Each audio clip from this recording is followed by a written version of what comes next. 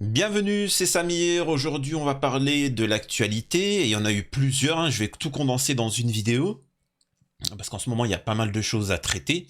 On va parler de cet imam qui potentiellement va être expulsé et vous allez voir en quoi il a tort parce qu'il s'est excusé. Vous allez voir en quoi il a tort.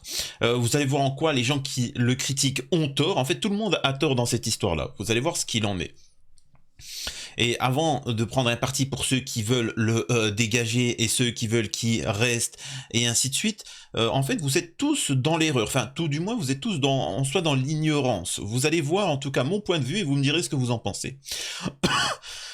On va revenir aussi vite fait un petit passage ce soir sur TPMP où il y a un échange sur un sujet donné et encore une fois Hanouna va vilipender de manière assez sévère Gilles Verdez, ce qui est condamnable en soi. Hein. Normalement, ça, l'Arcom, elle devrait se saisir de cette chose-là et sanctionner. Et pour finir, la folie. Hein. J'ai vu le sujet. Jonathan Daval, celui qui a qui a vilipendé sa femme, décide de plainter la famille de la victime. Ça n'a ni queue ni tête. Et ça, c'est une des problématiques en France, c'est-à-dire qu'on a la personne qui a fait ce que vous savez à la petite Maïlis. On a traité toutes ces affaires-là de toute façon. Hein. Et la personne peut avoir des visites de femmes dans des sortes de maisons dans la prison ou des unités familiales où ils ont une sorte de maison où le mec il peut profiter de femmes, etc. Et il a fait tomber une femme enceinte. Et en fait, la vie d'Aloca, quoi. La vie est belle. Et là, on a comment il s'appelle ? On a Jonathan Daval, excusez-moi, qui dépose plainte pour diffamation.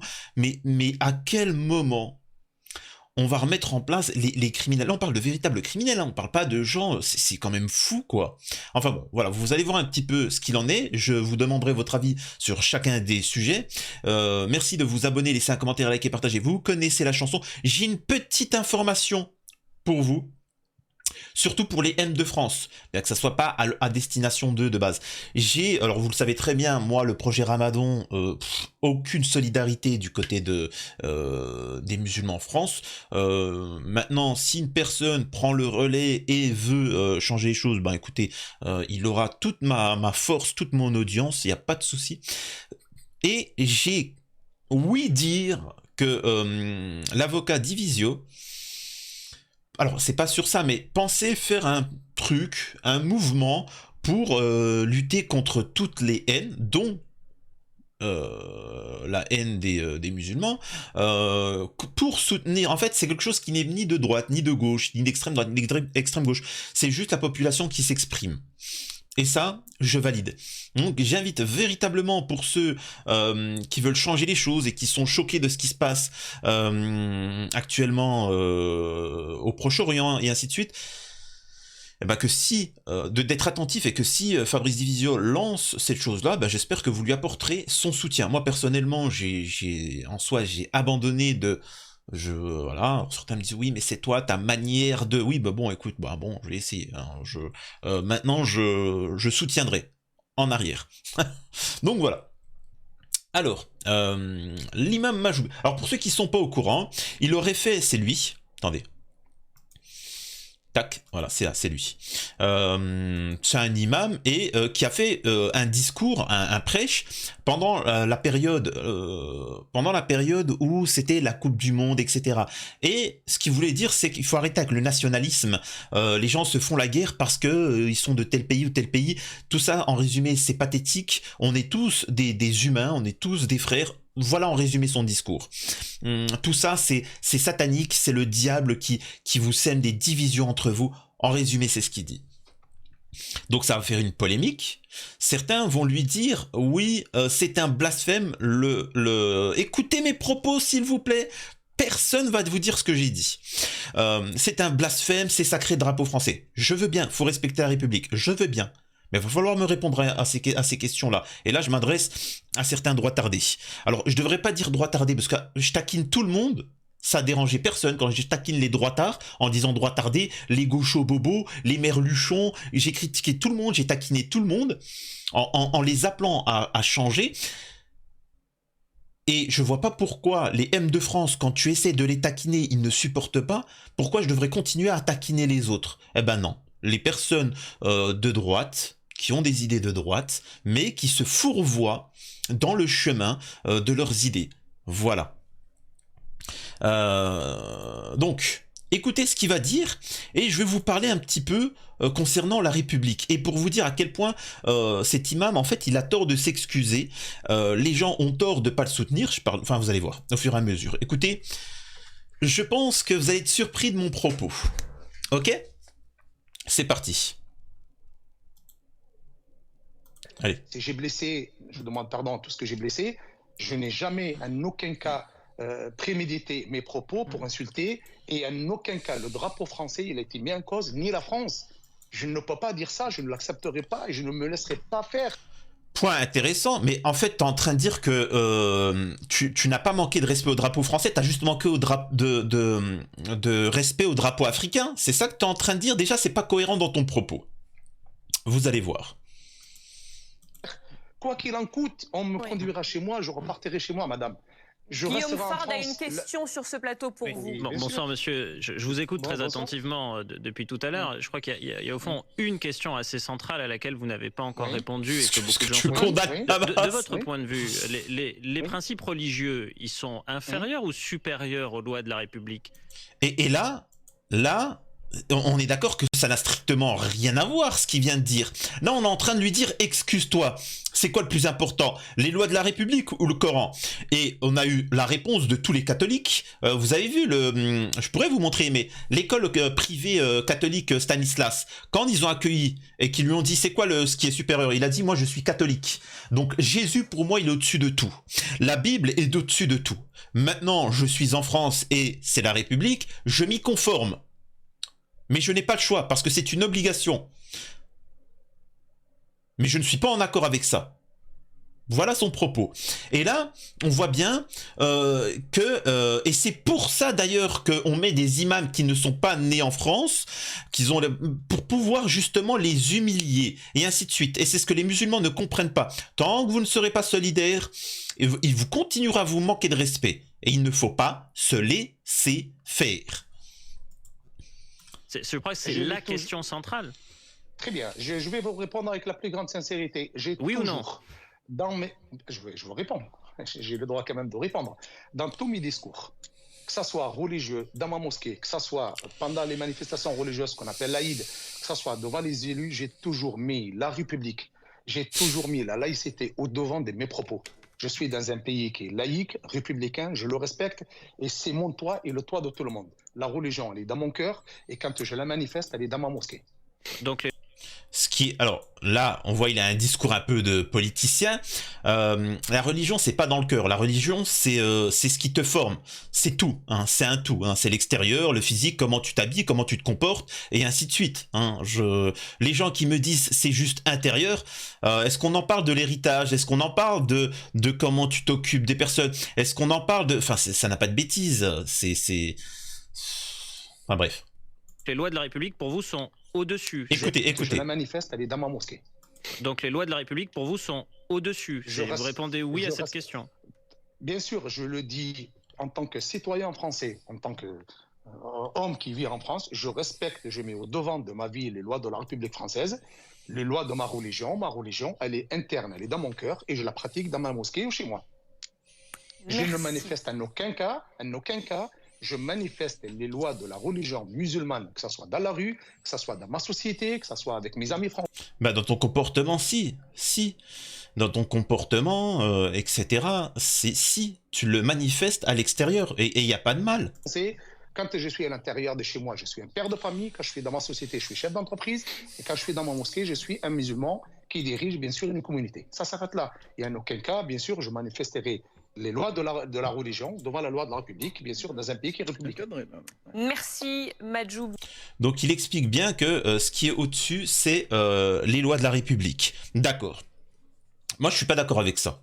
Je suis pas d'accord avec ça parce que c'est faux. C'est faux, c'est tout à fait faux. Nous avons tous notre code moral qui va au-dessus des lois de la République et de la société. Je vous donne un exemple. Si demain, la République, comme actuelle, décide d'envahir, je dis une bêtise, mais la Slovénie pour les massacrer ou je sais pour X raison, on est d'accord que votre code moral va vous dire non, je ne valide pas ce comportement-là. Quand il y a eu la colonisation, donc il est pour la colonisation ? Je pose la question à cet imam-là. Et je pose la question à vous. Vous êtes pour la colonisation ? Parce que c'est la pure République. Vous êtes pour l'esclavage ? Parce que c'est la République. Vous êtes pour le... Vous voyez ce que je veux dire ? C'est Indochine, pareil, République. Enfin, ça n'a pas de sens. T'as ton code moral. Tu t'y conformes, oui, mais... Et au-delà de ça. Et là, c'est le truc intéressant que personne va vous dire... Et c'est pour ça qu'on vous met des gens qui ne sont pas français et qui ont peur, parce que n'importe quel autre français, un musulman, même le M de France de base, il vous dira quoi ? Le M de France, généralement il est né en France, il vous dira, mais la République, c'est quoi déjà la République ? Est-ce que dans la République, oui ou non, il y a un droit au blasphème ? Je vous pose la question.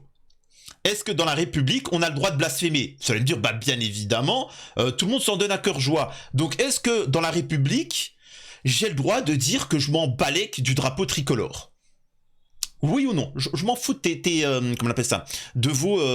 est-ce que oui ou non on a le droit ? On a bien vu Benjamin Ledigue qui utilisait, qui twerkait dans une église, qui blasphémait dans une église ou autre. Alors, je parle même pas des catholiques parce que c'est violent. Enfin, c'est tellement il y a de blasphème qu'on peut plus rien dire. Hein, il y en aurait trop. Pareil, au niveau de l'islam, il y a des blasphèmes qui sont faits. On nous explique que c'est la République, c'est ça, c'est notre société. Eh ben moi, je pose la question, est-ce qu'on a le droit de dire qu'on est contre le drapeau français ? Mais ça, s'il était né français, il pourrait le dire, il n'aurait pas peur. Mais là, voilà, c'est pour ça la problématique, c'est que les représentants, et ça, je le répète encore une fois, c'est pareil dans tous les domaines, agriculteurs. Regardez les agriculteurs. Quand il y a eu les agriculteurs, combien sont venus et ont dit je représente des agriculteurs, mais c'était pour la faire à l'envers des agriculteurs. Et les M de France, enfin, les M de France, quand je dis M de France, ceux qui ont une audience et qui sont musulmans, ils sont là, ils sont mis en avant pour manipuler les M de France et leur faire croire qu'ils sont soumis, qui sont inférieurs. Regardez-les en commentaire à quel point ils sont soumis. Ouais, mais il se trouve des excuses. Les gars, vous êtes l'une des plus, si ce n'est l'une des plus grosses communautés en France. Si vous étiez solidaires, tout le monde vous mangerait dans la main. Comprenez-le, n'écoutez pas ce genre de personnes, ce genre d'histoire, ce genre d'influenceurs qui se victimisent. Vous êtes l'une des plus grosses potentiellement force de France. Solidarisez-vous. Après, faites ce que vous voulez. Hein, mais solidarisez-vous. Alors, certains aussi en commentaire, parce que je suis suivi par plus de personnes qui sont non musulmanes que de musulmans, il s'agit pas, attention, d'être communautaire pour critiquer les autres. Si c'est ça, c'est oublié. Mais communautaire justement pour s'entraider, se défendre, comme et moi je vous dis, la plus grosse communauté qui devrait s'unir, c'est celle du peuple. C'est les 98% de la population qui subit le diktat de ces 2% qui appellent à la haine et à la violence. Et au final, vous savez ce que ça va faire ? Si les communautés ne se réveillent pas et ne sont pas solidaires, ça va faire des guerres mondiales. Et au final, vous savez ce qui se passe ? C'est un inconnu qui va faire la guerre avec un autre inconnu du clan d'en face, alors qu'en fait vous partagez les mêmes valeurs. Je vais vous montrer une image qu'on ne vous montre jamais, des images qu'on ne vous montre jamais. Ça, c'est des soldats américains avec un soldat, si je me trompe pas, un soldat américain, je sais pas, un soldat américain. L'important, c'est que t'as un Allemand et que t'as un truc. Et regardez, ce comportement-là, ça fait chaud au cœur quand tu sais le nombre de millions de pertes qu'il y a eu et que tu te rends compte qu'en fait, c'est que des humains. Je suis désolé, moi, vous voyez des Allemands, vous voyez des Américains ou des Français, moi je vois des êtres humains qui sont envoyés au casse-pipe pour rien et que là ils se rendent compte qu'en fait, On est des humains, quoi. Toi aussi, t'es père de famille, ou si ça se trouve, c'est des adolescents de 23 ans et qui se disent, waouh, t'as vu, ah, regarde, moi j'aime cette femme-là, oh, c'est une quickie, ah, c'est qui ça? Ah, c'est une star américaine. Oh, moi j'aimerais te montrer Gunther, je sais pas qui. Regardez cette image et ça se passe de commentaires. Attendez 2 secondes, je vais couper le son. Regardez. Bon, ils ont des comportements vraiment à l'ancienne, mais regardez s'il vous plaît. Hein. Tu vois, ils sont un peu gênés parce qu'ils se disent on va se mettre une... tu vois? Qu'est-ce qu'il y a? On se tire dessus, pas? Bon, allez, on fait la paix. Tu vois, ils savent pas, bon, ils ont pas l'habitude de se checker, la langue allemand, il a pas l'habitude. Mais tu vois, ça rigole au bout d'un moment. C'est ça qu'il faut comprendre, les gars. Vous êtes tous dans le même bateau. Vous êtes tous dans le même bateau, catholique, juif, musulman, protestant, pratiquant, pas pratiquant, laïque, pas laïque, extraterrestre, etc. Et t'as des intérêts, t'as des business de certains. Et ne tombez pas dans le panneau. Là, nous avons, bon, c'est un profil assez connu, Faiza, qui dit, parce que tout de suite, tout le monde est tombé sur cet imam-là, sans expliquer, par exemple, que, quand bien même il aurait vraiment dit ça, c'est un droit au blasphème. Je suis contre, moi, le droit au blasphème, mais bon, ça, c'est encore un autre débat. Mais il aurait pu dire, c'est les lois, je respecte la République, justement, tu vois. Regardez ce qu'elle dit. Il ne vous reste donc aucune once de courage et de dignité pour défendre un frère qui, de toute évidence, subit une injustice par la déformation de ses propos. En décidant d'enfoncer et de sacrifier l'imam de Bagnols-sur-Cèze, quel musulman va encore vous prendre au sérieux? Comprenez-le bien. Et là, par contre, là, je parle pour certains droitards qui essayent de faire le buzz. Ça me fait juste... Alors, ça va faire rire tous les musulmans, même ceux qui sont à l'ouest. Ce qui va se passer. Je rappelle que les musulmans prient obligatoirement 5 prières par jour. Obligatoire, hein, parce qu'il y en a plein d'autres. Et que la première, c'est à 6h du matin. Et sinon, ça peut même être à 4h du mat, 4h30, ça dépend. Mais c'est pour vous dire que tous les musulmans... Alors, tous ne se rendent pas à la mosquée, mais au moins ils se réveillent à la maison. Il faut savoir que tous les musulmans se réveillent à 4h30, 6h, etc. Ça dépend, hiver, été, etc. pour aller prier. Écoutez ce qu'il va dire. C'est important que vous compreniez ça. Là, on a un membre du Rassemblement National, Pierre Meurin, qui dit « La France, tu l'aimes ou tu la quittes ». Je suis rendu à la mosquée à Taouba de Bagnols-sur-Cèze pour offrir un billet d'avion pour Tunis à l'imam prêcheur de haine de la France. Je suis devant la mosquée à Taouba à Bagnols-sur-Cèze. Dans l'actualité, nous avons vu l'imam Madjoub Madjoubi déclarer il y a quelques jours que le drapeau français était un drapeau satanique. Donc je suis venu ce jour... C'est faux, c'est faux. Il a vraiment pas dit ça. Alors vous le savez à quel point je suis assez difficile. Vous avez bien vu que je suis quelqu'un qui peut dire le positif, comme qui a l'habitude de taquiner tout le monde pour les faire réagir. Il a pas dit ça, tu vois. Honnêtement, vous pouvez pas tomber sur... Là, c'est vraiment injuste ce que vous faites. Ce soir, lui apporter un billet d'avion. C'est pas compliqué. C'est un imam tunisien. Un billet d'avion de Paris vers la Tunisie pour ce jeudi à 6h25. Peut-être que ça l'obligera à se lever tôt, mais si jamais monsieur Madjoub... C'est ça, peut-être ça va l'obliger à se lever tôt. Et parce qu'en fait, la réputation, c'est de continuer à dire, vous savez, dans ces pays-là, machin. Mais mec, n'importe quel musulman est levé, mais très tôt, Billy. Vraiment, ça faut vraiment le comprendre. Vous le voyez peut-être pas, mais même celui-là qui en survêt la costéenne, il se lève quand même le matin. Donc comprenez-le bien. C'est...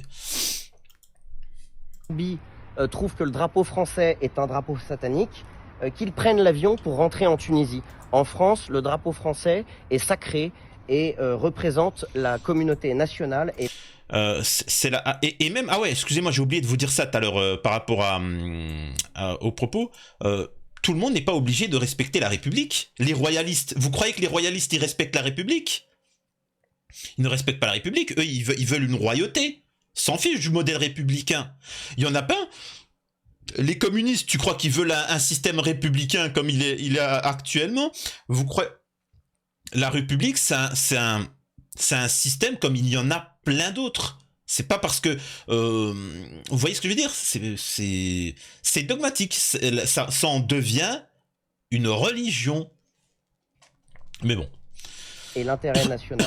Les imams qui prêchent la détestation du drapeau français n'ont pas leur place en France. Donc je me propose ce soir de délivrer un billet d'avion, je l'ai payé, puisque M. Darmanin semble avoir du mal avec les obligations de quitter le territoire français. Donc ce billet d'avion, je l'offre à M.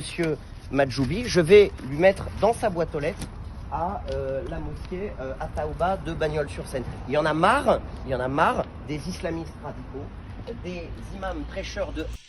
Et là, je le précise aux musulmans de France, et là j'englobe tout le monde, hein.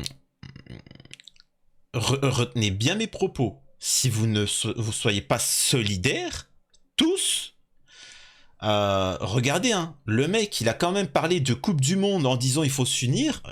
Ils ont dit qu'il était radicalisé. Ça va être de plus en plus grave. Certains, dans les médias, et personne ne relaie, parce que de toute façon, certains ne veulent pas se faire griller par les médias, hein, en faisant des vidéos pour ça, ont expliqué que faire 5 prières par jour est du radicalisme. Les gars, on y arrive petit à petit. Sur TPMP, on a expliqué qu'il faudrait faire, comment on appelle ça, une sorte de Guantanamo français. Les gars, enfin, je sais pas, réagissez. Et c'est pas forcément que pour les musulmans, hein, parce que vous voyez bien que dans les réseaux sociaux, dans les médias, la censure, ça y va. Donc, c'est le moment d'agir, les gars. C'est le moment d'être solidaire. J'ai oublié de vous demander de vous abonner, laisser un commentaire, liker, partager. Vous connaissez la chanson. Si vous voulez faire un don, n'hésitez pas à me resuivre sur Twitch et ainsi de suite.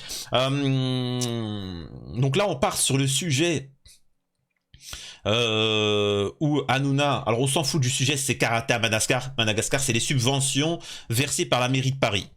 Tiens, on pourrait en parler, hein. Je pourrais vous parler, sortir des dossiers, etc. Mais pour l'instant, on s'en fiche. Et regardez comment il se comporte Hanouna envers Verdez. Effectivement, vu les prises de position de cette fédération. Alors, Gilles Verdez, 10 000 € pour Globe, pour promouvoir l'intégration de sportifs, des jeunes au Sénégal. Qu'est-ce que la mairie de Paris a... Écoutez, c'est juste fou. Formidable. Ils aident des jeunes sportifs au nord du Sénégal. Je connais bien. Sa dernière émission, je vous le dis. Je le dis aux téléspectateurs. Tais-toi.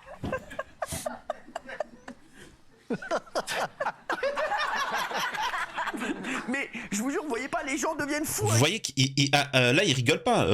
Gilles Verdez, il rigole pas. Alors, vous savez très bien à quel point j'apprécie Gilles Verdez, mais le fait de faire ça à la télé, au bout d'un moment, excusez-moi, mais ça légitime les jeunes à se comporter ainsi, à trouver ça normal. Non, c'est pas le comportement d'adulte. Je suis désolé, tu ne te comportes pas comme ça. Alors je rappelle que Gilles Verdez est très bien payé. Est-ce que c'est un rôle qui joue? Je pense que oui, mais je pense que c'est devenu répétitif.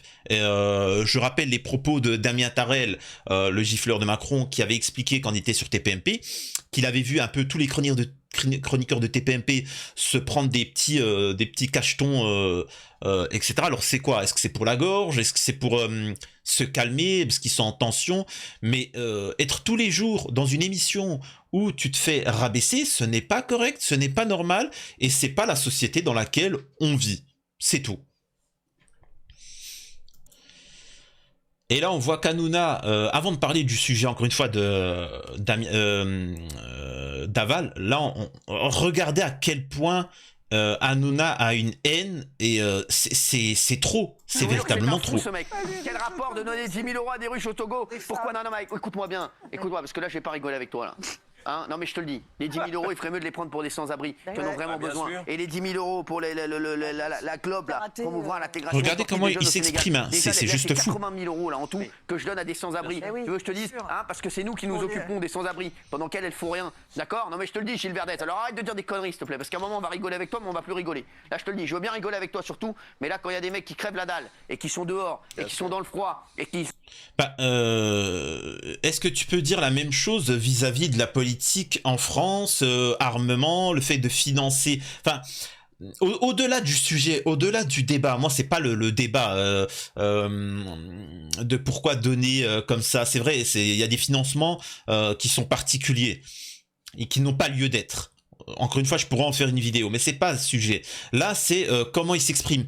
Et ça me fait penser, pour ceux qui n'auraient pas suivi, j'avais reçu dans ma chaîne en interview Youssef Indy, et avec Fabrice Divisio, ils ont eu un débat, un échange, et tout le monde était choqué. Oh, c'est plaisant à entendre, etc. Oui, parce que il a fait un débat avec, comment il s'appelle, Jean Messia, et c'était inaudible. Jean Messia, il était que dans le... comme dans le Hanouna, et ça n'avance pas. Et moi, c'est un truc qui est insupportable. Viens, pose, explique ce qu'il en est, tranquillement, et on peut taquiner, on peut rigoler, tu vois, mais... T'es pas obligé d'être menaçant et insultant. Ça, ce truc, c'est pas correct. Vraiment. Et écoutez la suite. Hein. Mais vraiment, vous me dites si vous trouvez ça normal. Gilles Verdez, il n'a même pas encore parlé. Il explique. Il va expliquer, je vais pas vous le montrer, mais on s'en fout. Il dit, oh, moi je trouve que c'est bien de financer certaines choses en Afrique, mais en fait l'Afrique, ils ont pas besoin de financer, ils ont juste besoin qu'on ne les vole pas. Il faut savoir que le système profond occidental vole tout le monde. Hein. Autant ils volent l'Afrique que le peuple français. Hein. Demandez à n'importe quel Français qui travaille, qui cotise, il va vous dire, mais on se fait voler. On se fait voler, nous. Donc peut-être qu'on devrait se mettre tous d'accord, les peuples du monde, pour se dire qui fout la merde, tu vois, qui fout la merde. Ah, c'est nos dirigeants, enfin certains dirigeants, parce que t'en as qui sont corrects. Bah venons, on les change réellement, tu vois, et on arrête de se faire la guerre entre nous comme des idiots. Mais donc c'est ce que va dire Verdez, c'est bien de financer l'Afrique pour qu'il y ait plus d'immigration, c'est ce qu'il va dire. En fait, il a voulu faire une Louis Boyard. Et regardez la violence avec Hanouna, comment il lui répond. Bien rigoler avec toi surtout, mais là quand il y a des mecs qui crèvent la dalle et qui sont dehors et qui sont dans le froid et qui n'ont pas pour vivre ni pour manger, ni rien du tout, et ben quand on fait ça, Gilles Verdez, on veut bien rigoler avec toi 2 minutes, mais ça nous fait pas rire du tout, je te le dis. Et tu ne nous fais pas rire du tout. Crois-moi, tu ne nous fais pas rire du tout. Je te le dis. C'est pas l'un à la place de l'autre. Ah voilà, mais voilà, la bêtise. Et là, moi je suis désolé, ça devrait être signalé à l'Arcom. Hein. Ça devrait être signalé à l'Arcom, mais correctement. Il faut que l'Arcom se saisisse de cette scène-là et que comprenne qu'il y a des jeunes qui regardent ça.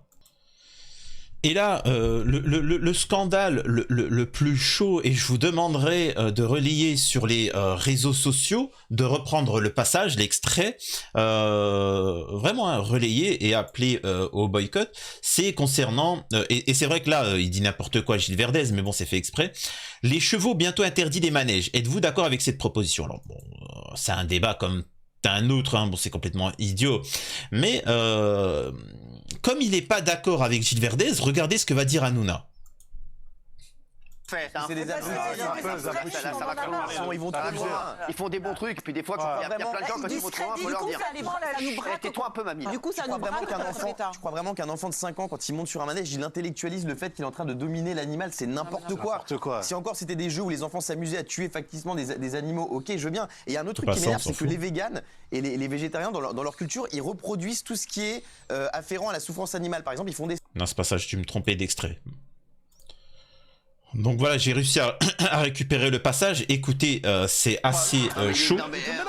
Il veut pas sortir son oseille. Mais tu vois pas que c'est un fou. Mais oui, c'est un fou. Non mais l'autre, il a 3 chevaux en Camargue, il nous emmène sur le J'ai résumé, hein. Je vous assure que c'est 20 minutes où c'est non-stop. Hein. C'est non-stop. Hein. Vous avez même pas besoin de... écoutez le propos le plus choquant. 3 neurones, tu nous fais chier. Oui, Gilles, pour essayer de comprendre ce qu'il y a dans ta tête, parce que c'est quand même... Mais c'est un fou, tu vois pas que c'est un fou, tu vois pas qu'il est malade. T'es par ailleurs, on est d'accord, pour les chasseurs et pour la corrida. Non, corrida, je suis totalement con. Vous voyez comment c'en est. Et là, je parle à tout le monde, aux femmes qui se font vilipender par des hommes ou autres. Vous, dans votre travail, ça se passe toujours comme ça. Au début, ça manque de respect, ça vous fait une petite remarque, et ainsi de suite. Ça vous touche l'épaule, les hanches, machin, etc. Et après, ça part dans des dérives. Il faut dire stop immédiatement. Il ne faut pas accepter, sinon tu finis comme Gilles Verdez. Regardez où c'est qu'il en est. Regardez où c'est qu'il en est. C'est juste ignoble, vous me signalez ça. Bon, on passe. Je vais essayer de faire vite sur la 3e partie de la vidéo, l'affaire Daval.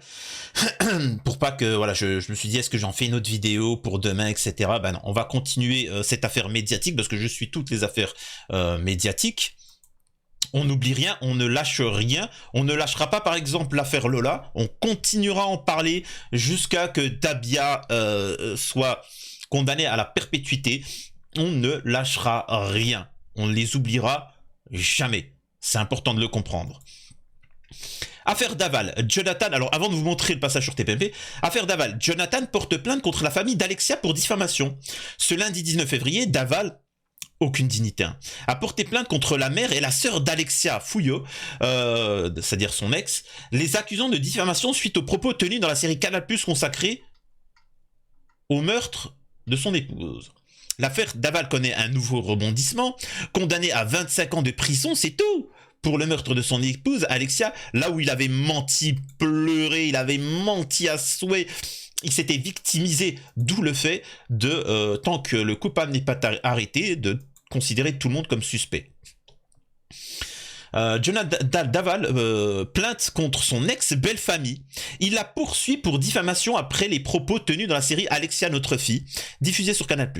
Dans le 4e épisode, Isabelle Fouillot, la mère de la victime, et Stéphanie Gay, sa sœur, présentent une version inédite de l'affaire. Elles y accusent Jonathan Daval d'avoir délibérément empoisonné son épouse pour provoquer la fausse couche qu'a subie Alexia Daval, ainsi que de l'avoir empoisonnée pour la rendre folle et provoquer les malaises pour lesquels le couple avait consulté des médecins, dont un neurologue. Peut-on lire dans la plainte déposée par Maître Bidule. L'avocat de Jonathan Daval voit dans ses déclarations une volonté de présenter au public l'affaire Daval sous un angle inexact, dans un but qui n'est peut-être pas celui de nuire au plaignant, comme si sa condamnation pour meurtre ne suffisait pas.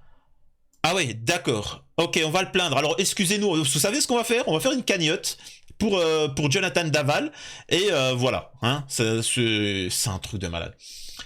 De son côté, l'avocat de la famille d'Alexia a estimé que cette plainte est un non-événement. Sur BFM TV, maître Jean Huppert Portejoie déplore une provocation, alors qu'il a fait part, c'est vraiment un salaud, c'est-à-dire que, comprenez la folie.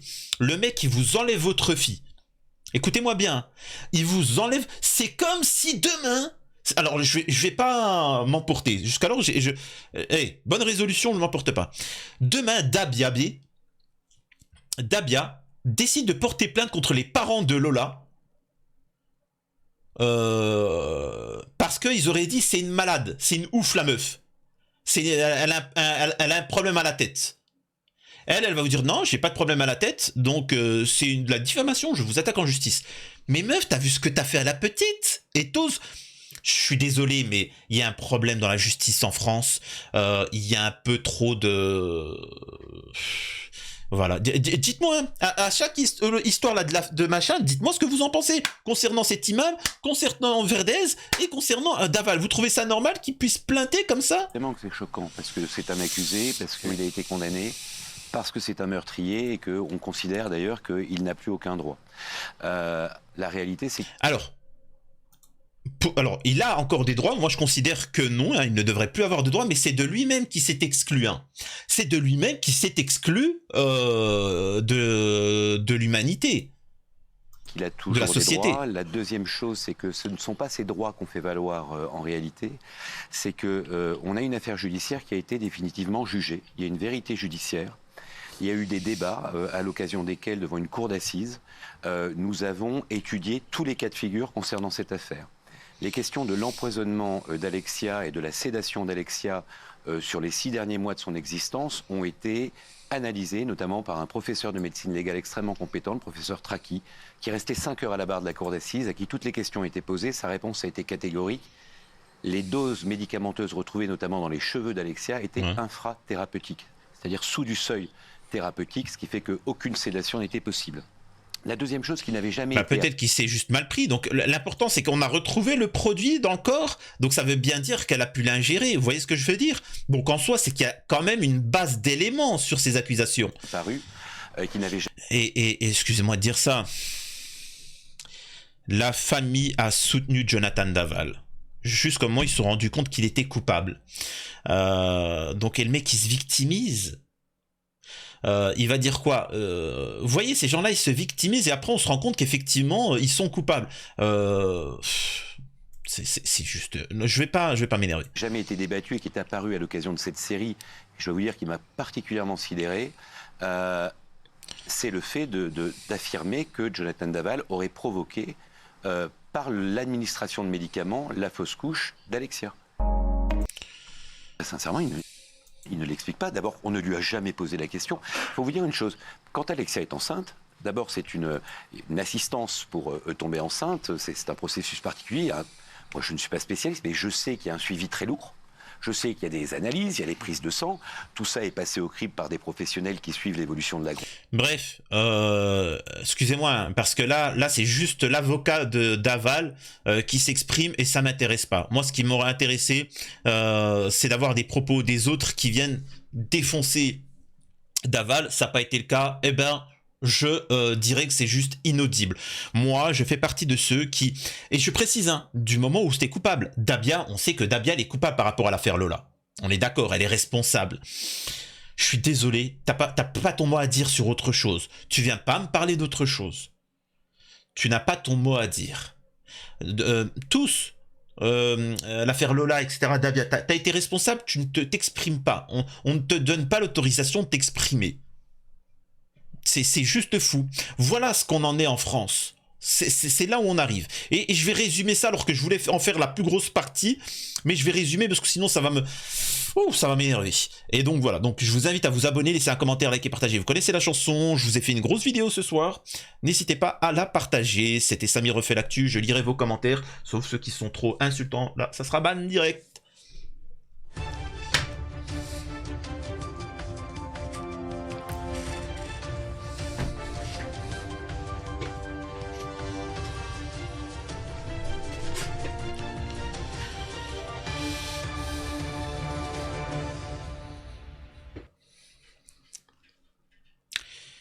Je rappelle pour ceux qui sont musulmans, que c'est bientôt le Ramadan, donc ce qui est censé, qui est le meilleur mois de l'année, hein, c'est le mois qu'on attend tous, et j'espère qu'avec ce qui se passe à Gaza, j'espère que vous allez vous organiser. C'est bien beau de dire Free Palestine, c'est bien beau de manifester, mais ça c'est des étapes.